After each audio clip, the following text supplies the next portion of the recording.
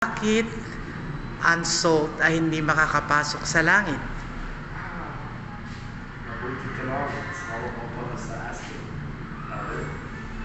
Madali lang question niya. Ayun, sige. So dito, sinabi dito sa page po sa Gospel Library.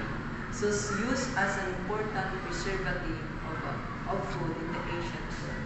Pero sinabi dito, hindi siya literal na para sa atin. Pero ginawa siya comparison, spiritual comparison. Sinabi po sa Matthew, "Ye are salt of the world." So katulad po sa atin, dito rin sinabi sa TNC, "The Lord's covenant people are accounted as the salt of the earth." So tulad sa tayo, yung salt may lasa siya.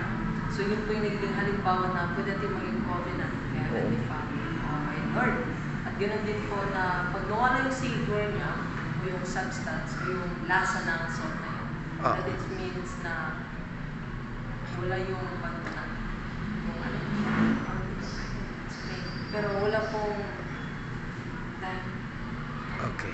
You need to analyze the question so you can answer the question. Hindi, ang hirap lagi yan. Uy, madali lang.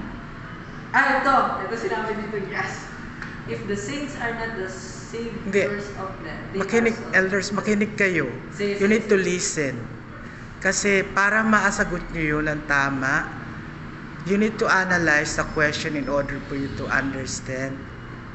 Or you can answer the question. Do you want to hear or sirit na? Wait lang. Sirit? Sige, sirit.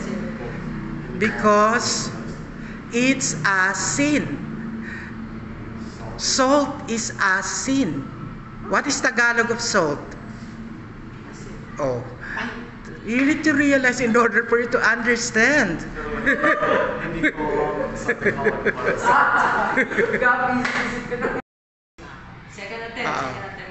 Why is water can enter into heaven? Because it's too big. Yes, you got it right. Because the Tagalog of water is too big. It's too big.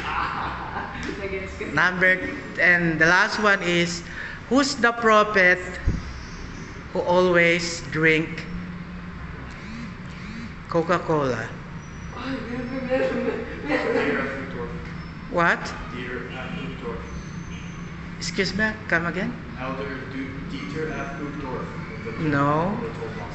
It is in the Bible.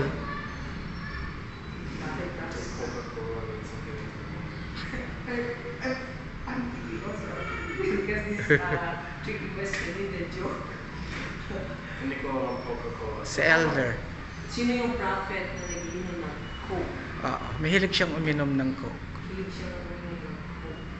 Buhay pa po ba siya ngayon o hindi? Wala. Nasa Bible na siya. Sa Bible na siya. Abraham, No. Nasa Bible siya. Si Red? Sige. Si Habakkuk. Habakkuk. Kailangan ko sino siya. Who is the father of all race? R-A-C-E. Angel. Archangel Michael. What? Ano? Who is the father of all race? R-A-C-E. R-A-C. Who is the father of all race? Abraham. He's the father of faith. No. Abraham. No. Si the very first, yeah. Noah. No. Adam. Tama. Hello guys, thanks for watching and don't forget to click like and subscribe my YouTube channel. Maraming salamat po till my next vlog. And don't forget, if you subscribe, to click also the notification bell in order for you to be updated in my next video that I'm going to upload. Thank you so much for watching. I love you all. Mwah.